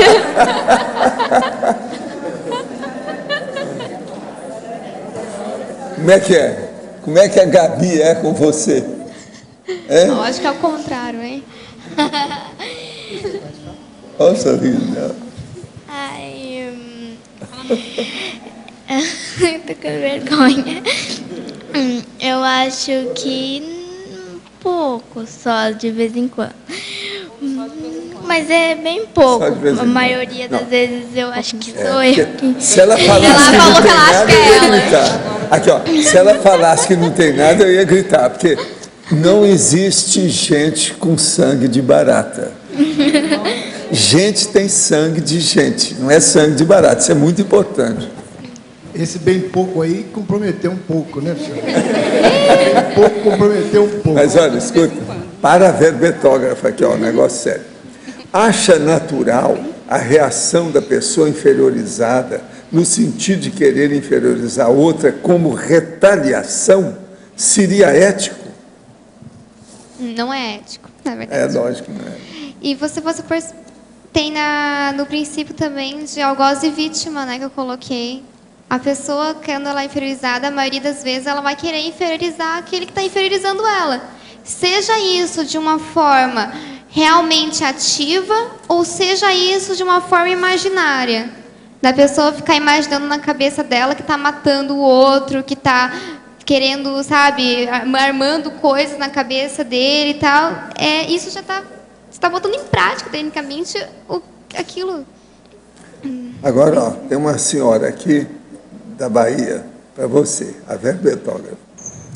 De que modo você consegue conviver com pessoas da sua idade com essa conduta conscienciológica sem ser discriminada ou inferiorizada pelo seu grupo? Parabéns pelo verbete, você é uma fofa. Está falando aqui. Obrigada. É a baiana lá que está falando aqui, sério. Eu não me deixo ser inferiorizada porque eu não sou inferiorizada. Porque o que é inferiorização? A inferiorização, você só vai se sentir inferiorizado se você se deixa ser inferiorizado. É uma coisa mais psicológica, na verdade. Se você tem seu psicológico saudável, se você pensa assim que, nossa, a pessoa que está fazendo isso comigo, ela não está saudável que nem eu. Ela não está saudável. Ela é um indivíduo ainda, ela é uma pessoa. Só que ela não está saudável. Então, aquilo que a pessoa fizer para mim, eu vou saber que não é a verdade.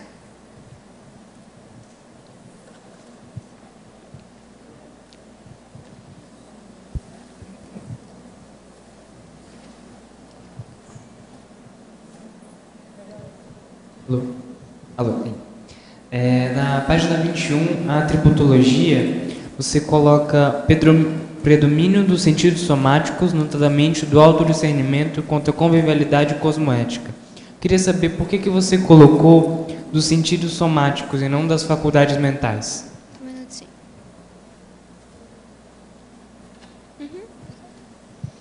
Eu coloquei dos sentidos mais somáticos porque, na verdade, a inferiorização social ela não fica só no seu mental.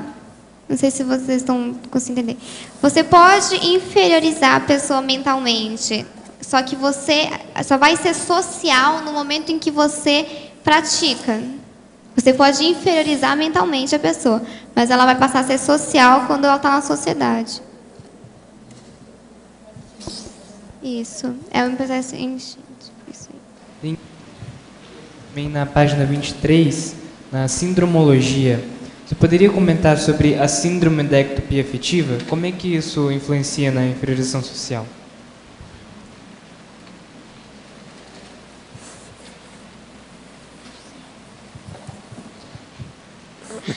É assim, para você inferiorizar uma pessoa, você, na verdade, você tem que ter um modelo do que é o ideal. Não sei se você conseguiu entender. E essa síndrome da ectopia afetiva, ela diz que aquele modelo que você tem é verdade absoluta para você, aquele modelo. Por exemplo, do nazismo, aquele modelo de pessoa é o meu objeto ideal. Então, se você não é igual àquilo, você não presta, você é um lixo, você é a escória da sociedade. Isso eu estou falando do extremo, né? Mas também tem outros assim mais comuns. Gabriela, aqui no Parafatologia, se coloca aqui na primeira linha parapsicose pós-dessomática anunciada.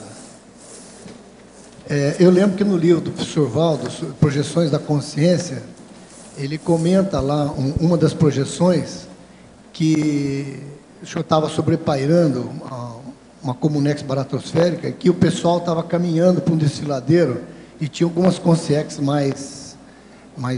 se é que pode dizer isso, maiores, mais fortes, subjugando outros lá. Então, dá a entender aqui que essa parapsicose, a pessoa que dessomar, provavelmente vai ser subjugada do outro lado. Ela vai ficar inferior do outro lado. Tem muito disso. Agora, o lugar mais bravo que eu já vi fisicamente que tem isso é no deserto de Mojave. Mojave ou Mojave, que eles gostam de chamar, ou Mojave, que é lá nos Estados Unidos. Lá tem o Grey People, que faz isso tudo com os outros. Os verdadeiros campos de concentração nasceram de processo da baratosfera. Os campos de concentração nazistas, as coisas todas que tem, aquilo tudo é um clima, o holopensene, a atmosfera, o ambiente nazista, mas típico da baratosfera. Entende como é que é? Então, Auschwitz é cópia do processo baratosférico. Agora, de lugar físico que eu vi na face da Terra, fora do corpo, o lugar mais sério que tem mesmo é o deserto de Mojave. Daí, a gente fica até com repugnância. Não era lá que os americanos faziam um teste atômico debaixo da Terra também? Você não tem um monte de coisa negativa lá pela área, aquela área toda. O deserto não é bom, não. Tem de tudo ali.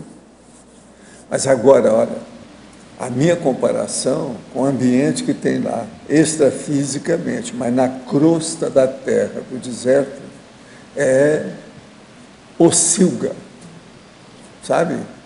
Local de porcos, criação de suínos. O negócio é horrível. E eles já são, porque aquele povo, eles vieram da Europa, né? Essas consciências. É o Grey People. Grey People quer dizer o povo cinzento. São assediadores da baratosfera milenares.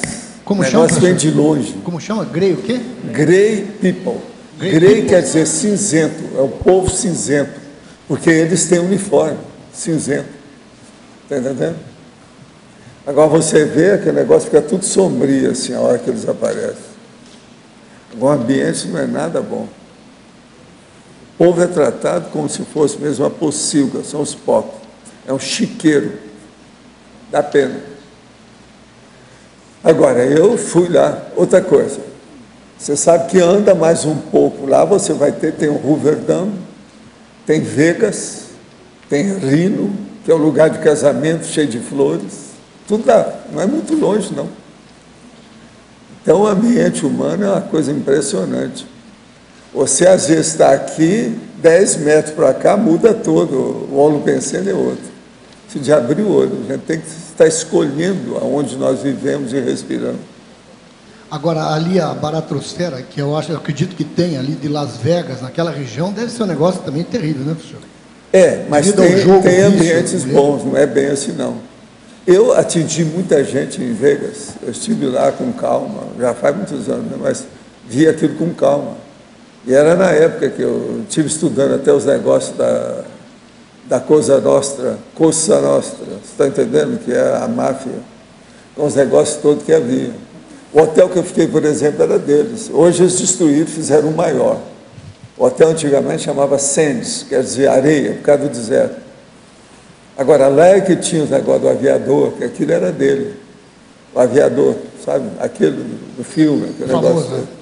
Agora, por exemplo, foi lá que eu encontrei com o povo do Frank Sinatra. Eu conheci o Sam Davis Jr. pessoalmente. Ele deu show lá, nesse hotel. Tudo no Sands. Agora, calor é de morte. Então, você vai tomar um banho numa piscina, ela está quente, tem que dar um jeito. Arranjar um jeito de ficar na sombra, uma piscina de sombra. Porque a água quente faz mal, você não sente bem, tão quente que fica. O senhor saiu do corpo lá e viu como é que estava o ambiente extrafísico? Não, eu fui lá devido isso. Você está entendendo? Por isso que eu fui a Vegas. Agora, por exemplo, meu filho esteve aí comigo essa semana e veio me falar, porque os chefes lá do trabalho, lá, que estão querendo fazer um contrato com ele para ele representar lá o aparelho dele aqui no Brasil, o Octóptero, esse que tem 8 hélices. Então, eles estão convidando para ele representar lá o balcão lá com a situação toda em Vegas, da firma. Eles querem que ele vá lá. Vão pagar tudo para ele ir. Então ele vem me falar, como é que eu faço? O que é que eu tenho que fazer? Como é que é Vegas? Porque ele, meu filho, eu nunca levei a Vegas. Nem ele não sabe, nunca esteve em Hoover Dam, nunca esteve em Reno, esses lugares ele não foi. Porque ele viajou muito comigo, mas esses lugares aí eu fiz isso antes de casar, antes dele nascer. Agora, a situação não é boa. Eu atendia muita gente lá, mas tem gente boa no meio. Mas o ambiente, de modo geral, é monárquico, difícil, sabe, muito tirânico e dinheiro, muito dinheiro, só se vê processo de dinheiro. Então eu estava dando as dicas todas para ele, como é. Ele tem que entrar lá como se fosse um nababo, entrar por cima e ficar ali o tempo todo. Gravata, paletó, bem arrumado, entende? Bem acertado, porque senão não vai, ninguém vai dar valor para ele. A situação não é fácil. E de preferência encapsulado também, né, professor? Agora, eu fui porque os próprios amparadores, quando eu deixei o Uberaba, eles falaram para mim, ó, você tem que ir em certos lugares. Foi por isso que eu fui estudar em Hollywood, fui ver as coisas de Vegas, os negócios todos com calma. Agora, lá eu fui muito bem tratado, tinha amigos de lá mesmo, que estavam morando em Vegas, então aquilo me ajudava muito. Não é fácil. Os ambientes a gente tem que estar de olho o tempo todo. Agora, o povo pensa que um lugar granfino, muito rico, abastado, é bom. Nem sempre. Às vezes são os piores lugares. A gente tem que estar escolhendo o lugar que a gente aparece. Aparências enganam. Nós não podemos esquecer isso nunca. Então, é preciso estar de olho devido ao processo da inferiorização social. Esse tema que a Gabi está estudando é muito sério. Tem que estudar isso ainda vai longe ainda. Até desaparecer da Terra vai demorar muito.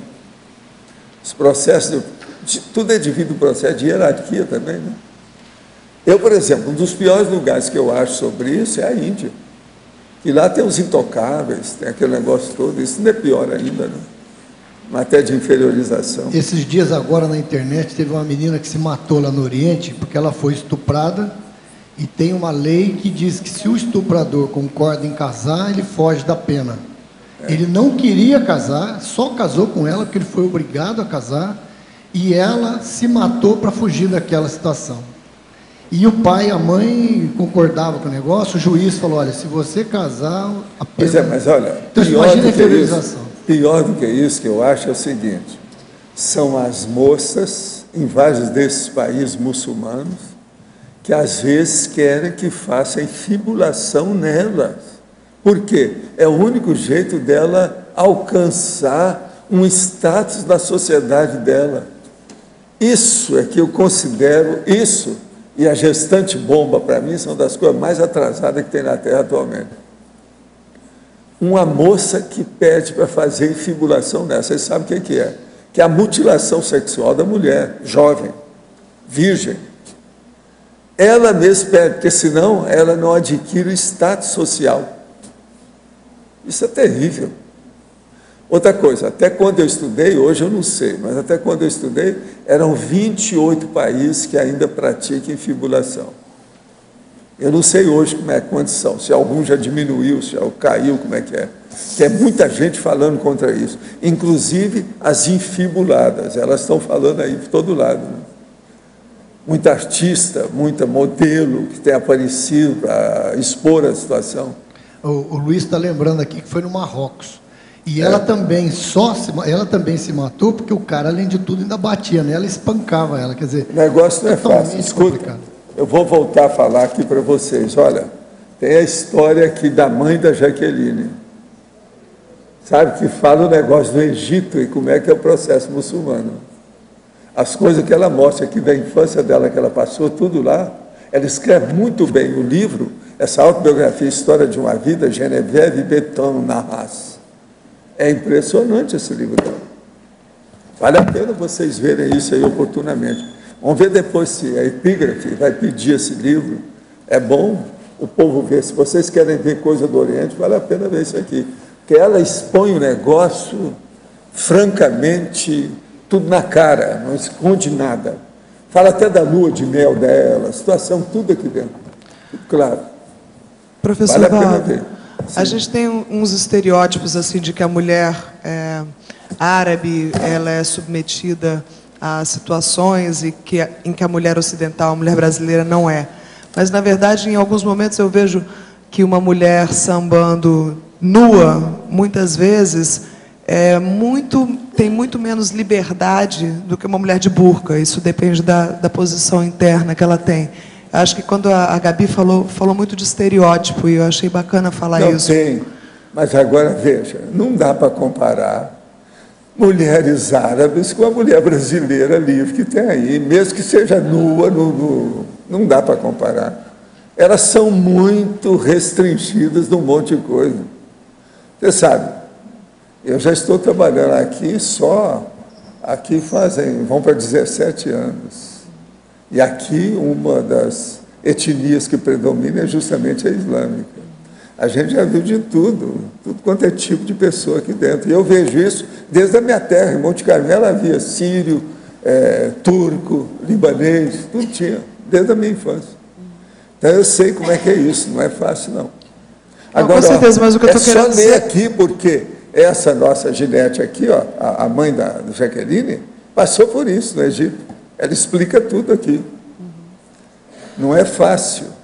Não é fácil, não. Até hoje. E outra coisa, ela tem 80 anos hoje, está contando a autobiografia dela desde a infância, para valer, com todo o realismo da situação. Outra coisa, dá nome, mostra onde foi, o dia que foi, os participantes, a coisa toda. E outra coisa, ela fala também a coisa boa. Por exemplo, ela descreve o Egito aí, que é uma beleza, as coisas do Cairo, o Porto Said, Porto Fuad, tudo tem coisas lindérrimas naquela ocasião. Ela mostra tudo o que é bonito da história, mas mostra também a sujeirada do processo, como é que não é fácil. Não, o que eu estava querendo dizer é que, apesar da aparência de libertação feminina que a gente tem aqui, existe um subjugo muito grande que é velado. É cultural. Uma mulher só é livre se ela estudar mais. Que é o caso da Gabi. Ela está com 18 anos, mas você está vendo, ela está sabendo de tudo que está falando sobre um assunto sério. Isso é um assunto sociológico, dos mais sérios que tem. Isso aqui é assunto político, dos mais sérios. É antropológico, dos mais sérios. E ela está falando bem, estudou bem. Só esse trecho aqui, ó, esse tópico aqui da fatologia que ela fala, é seríssimo isso aqui. Ela andou estudando isso sério para chegar nesse ponto. E outra coisa, tudo que está perguntando para ela está falando direitinho, a resposta em cima do lance. Ela estudou. Então, veja, é necessário isso. Autoconscientização, aquilo, entende? Autoconscientização. É melhorar a cultura da pessoa. O que dá liberdade é a cultura da pessoa, a educação. O Brasil, qual é o problema do Brasil? Falta de educação.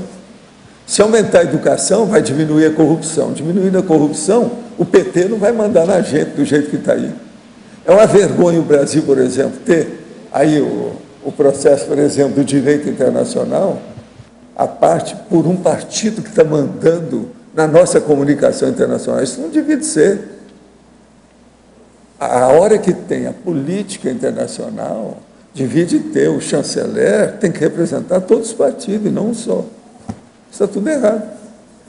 O Brasil está cheio dessa tolice toda por causa da mentalidade bitolada do processo aí embaixo.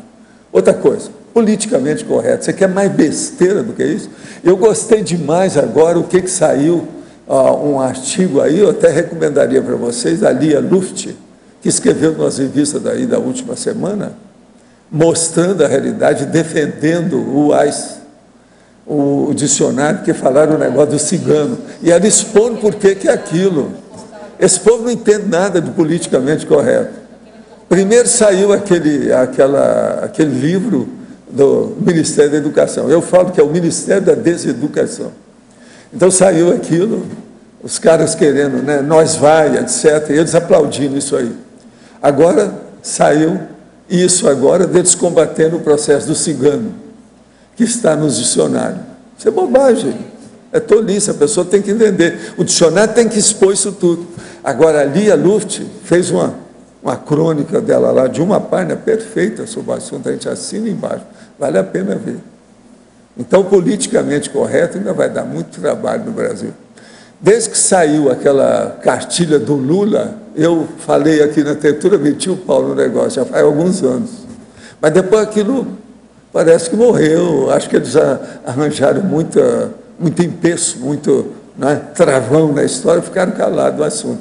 Mas agora, de vez em quando, tem. Já entrou isso aí com o processo do cigano.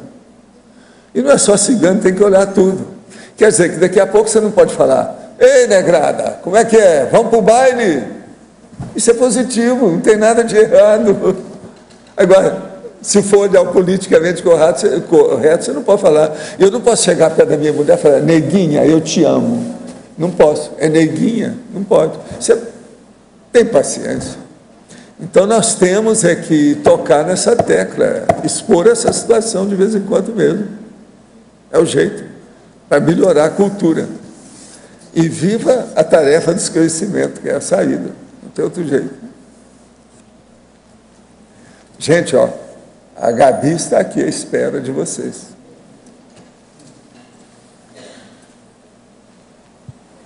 Professor Waldo, é mais no dicionário mesmo, no verbete do dicionário. Sim. Ali no adendo, não sei se o senhor já comentou sobre a caracterização, a técnica das 5 horas de autorreflexão. O senhor coloca ali pensando em algo positivo. Então, você começa pensando em algo positivo, como assistência, né?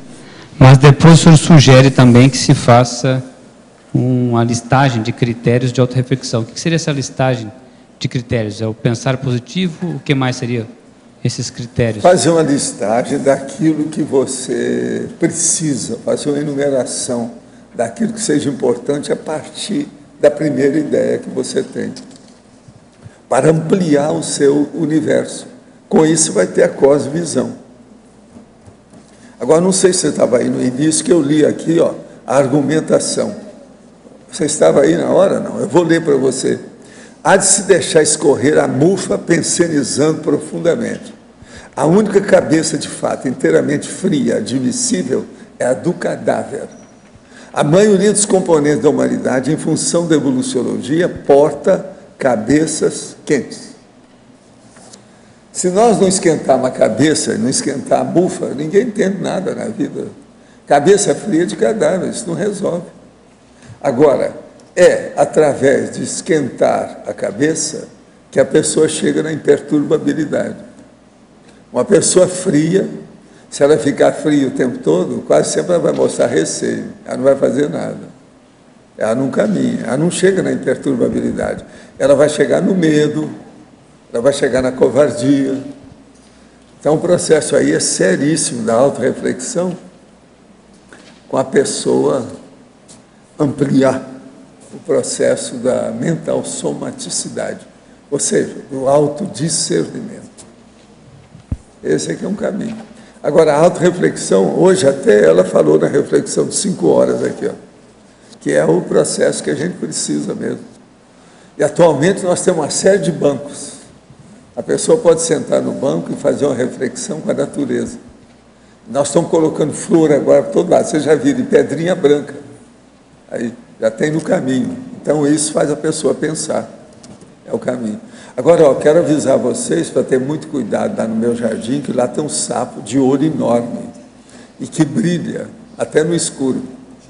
Que trouxeram. Sabe, veio diretamente do Rio de Janeiro.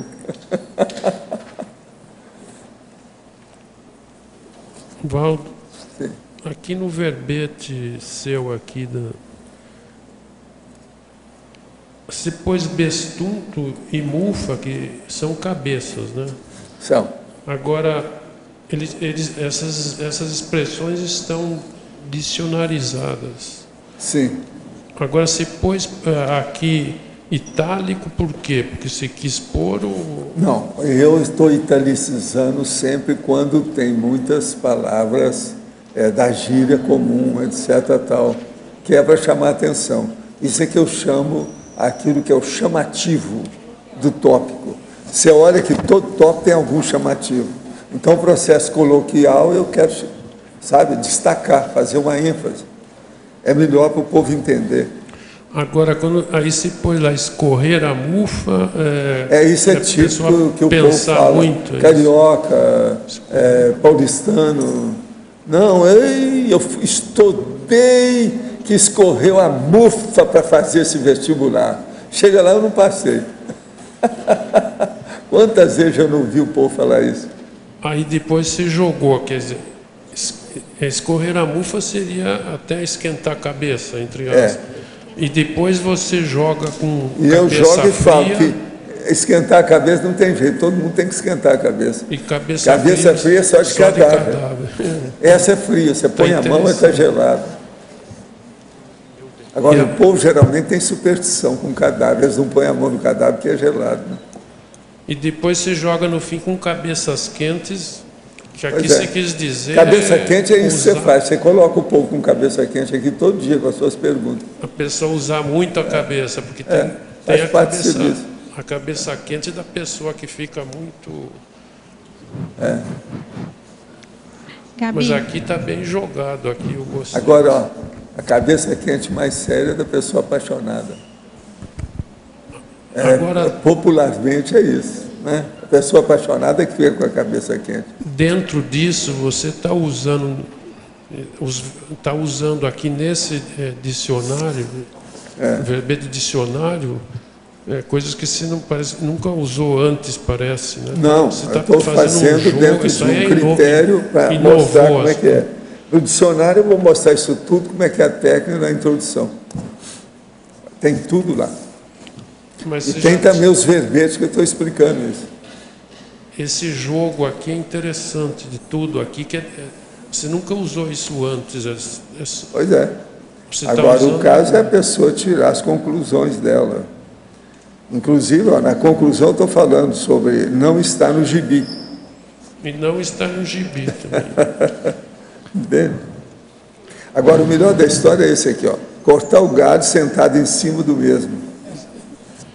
Tem gente que é assim, ele serra o galho sentado lá em cima. Então você viu o que acontece.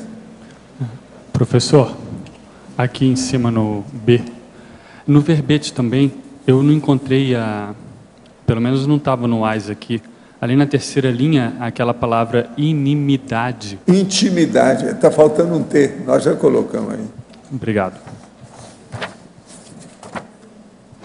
Na página 24, você quando escolheu esses verbetes aqui para fazer um aprofundamento do estudo, eu queria que você comentasse que cada um, ou escolhesse alguns dentro do tempo que nós temos, por que você escolheu esses 10 aqui? Tá bom? Fazendo um cotejo, então, com a inferiorização social. Vem cá, o próximo agora, quais são? Eu senti que esses verbetes, eles fazem sentido no contexto da inferiorização social. Cada um deles tem uma partezinha da inferiorização social. Por exemplo, da xenofobia, né? Que é o medo, né? Então, do que é novo. Tem uma parte do diferente, do que é novo, né? Então, você você vê que você acha que a sua verdade, o seu jeito é superior do que os outros. Se você tem medo daquilo. Ou também pode ser assim, que você vê que o outro está te ameaçando com aquele jeito, sabe? Você sente aquela ameaça. Então você pensa assim, mas por que eu sinto essa ameaça? Sabe por que eu acho que a pessoa é tão escória da sociedade assim, né? Também tem da tirania, né? Que você se sente muito superior ao outro. E tem entre outros, todos esses verbetes, eles fazem... São pedacinhos da inferiorização social. Também pensando assim da questão da baratrosfera e da inferiorização. E você dizendo assim, não, para quem não se deixa inferiorizar, não acontece de você sentir, de você não passar o processo. Mas para aquele que já caiu, tropeçou e está numa situação pior, como é que seria uma técnica, então, para ele poder superar esse processo, né? Que é uma questão de como fazer a melhor assistência possível num determinado momento, né? É que assim, o verbete está voltado realmente para a pessoa que está inferiorizando, né? Eu não pesquisei sobre a pessoa que está sendo inferiorizada. Mas o que eu posso dizer para você é que a pessoa ela pode estar sofrendo o que ela está sofrendo. Como é que dizem, né? O sofrimento é opcional, na verdade. Ela pode estar passando por situações e situações, mas ela que escolhe sofrer por aquilo, né? Então ela pode estar na pior situação possível, mas se ela se vê que ela não está sofrendo, então ela não vai estar. Você chegou a ver o verbete de ontem sobre valor, que trabalhou muitas questões de valores, porque tem uma relação muito grande dessa questão do próprio valor, da pessoa saber do seu valor, saber quem é, não se deixar levar, né? Muito bacana, muito obrigada. Escuta, parabéns pelo verbete. E nós esperamos mais 100 verbetes, 100 com C. Tá certo? Ok? Os nossos comerciais, por favor. Obrigada. As pontuações da tertúlia de hoje foram 88 assinaturas no livro de presença, 22 perguntas presenciais, 8 perguntas respondidas online, 36 votos presenciais. Hoje temos 5 recados. Magda, precocidade parapsíquica. Everaldo, curso teática do Código Pessoal de Cosmoética.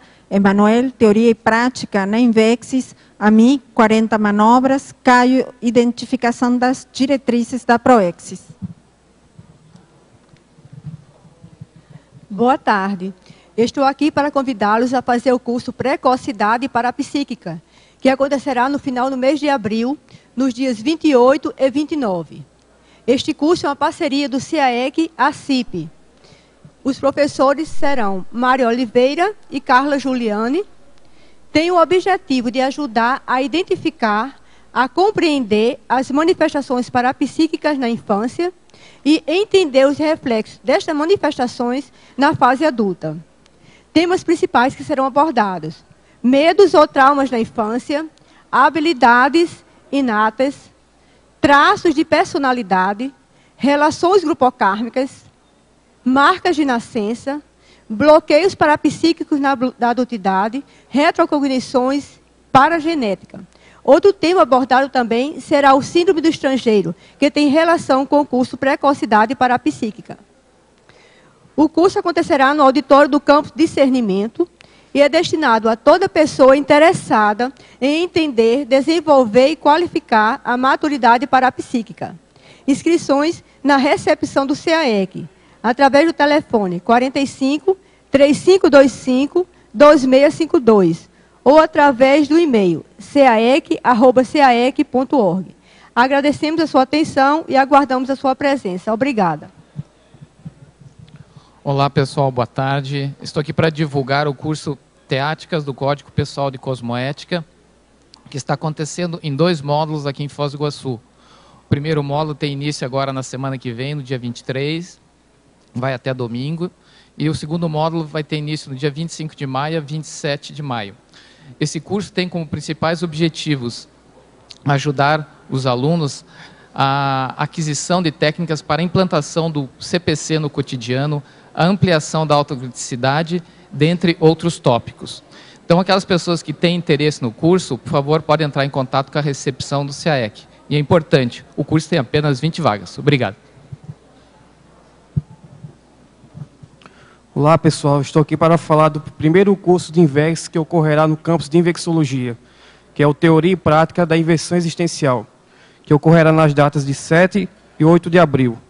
Esse curso tem como principal foco promover um esclarecimento quanto à questão da técnica da inversão existencial, tirando dúvidas, removendo mitos e etc.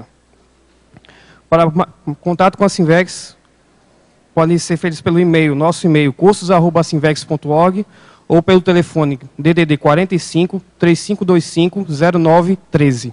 Obrigado. Boa tarde.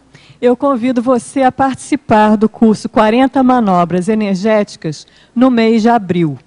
Esse curso é um curso sem pré-requisitos, ministrado pelo professor Epicom Mário Oliveira, e objetiva entendermos melhor as manobras básicas de energia. Quais seriam essas manobras, por exemplo? O próprio estado vibracional, assimilação de energia, desassimilação, bloqueio e desbloqueios energéticos, encapsulamento energético. Nós vamos estar aplicando essas manobras dentro de dinâmicas interassistenciais, efetivando o maior controle, a maior aplicação das energias no dia a dia do ponto de vista interassistencial. No mês de abril, esse curso vai acontecer em 2 localidades. Aqui, em Foz do Iguaçu, nos feriados da Semana Santa e Páscoa, 5 a 8 de abril. E as inscrições são feitas no CAEC, no telefone 45 35 25 26 52. Para aqueles que moram mais próximos a São Paulo, esse curso acontece nos dias 13 a 15 de abril, na cidade de São José dos Campos. E aí a inscrição pode ser feita no IPC São Paulo, telefone 11 32 87 97 05, ou diretamente em São José dos Campos, no telefone 12 91 05 05 33. Obrigada e até lá. Olá, pessoal. Gostaria de convidar os moradores de Foz do Iguaçu para o curso Identificação das Diretrizes da Proexis. É um curso que vai tratar diversos temas, entre eles a definição da identidade interassistencial, a questão das prioridades. Ele foi subsidiado pela Apex com custo bem acessível para todos, um preço especial para quem é voluntário e interessado aqui de Foz. Ele vai acontecer no próximo final de semana, nos dias 24 e 25 do 3, começando às 8h30 da manhã e vai os 2 dias, o domingo até a hora do almoço. Mais informações sobre esse curso no número 45 3525 2652, aqui no CAEC. Façam as suas inscrições e aproveitem essa oportunidade. O verbete eleito para amanhã é autocrítica remissiva, especialidade autocriticologia. Autor, professor Roberto Leimig. Obrigada e boa tarde a todos.